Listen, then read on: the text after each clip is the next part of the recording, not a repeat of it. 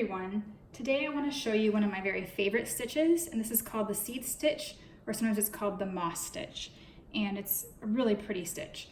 I use this in my Gap-tastic Cowl, which is this, and if you knit this, you will be really good at knitting and purling by the time you're done, so it's a great project to practice knitting and purling for sure.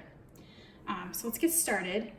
With this stitch, you are going to knit your purls and purl your knits. So you're just going to stagger everything. You're going to do the opposite of what you see here. So we're going to look at our stitches first before we start. My purls all have a bump. I'm going to knit those. My knits all sit low. I'm going to purl those. So let's start. That's a purl. I'm going to knit it. So knit. Bring your yarn to the front to purl. Purl. Bring it back to knit, and I am just purling my knits, knitting my purls all the way across.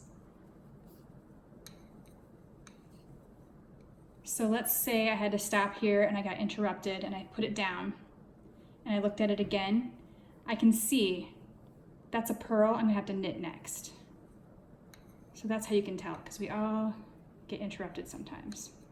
So if you just do what you see, and we're doing the opposite of what we see right now, but that helps to know what they look like. So here,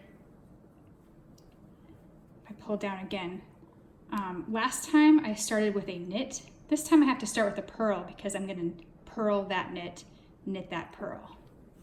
So this time I'm going to start with my yarn in the front, purl, knit, purl, and this all depends on the number of stitches you have cast on.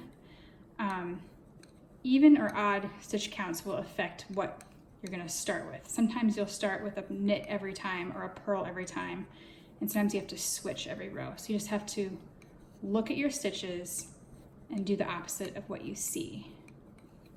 And that is the seed stitch or moss stitch.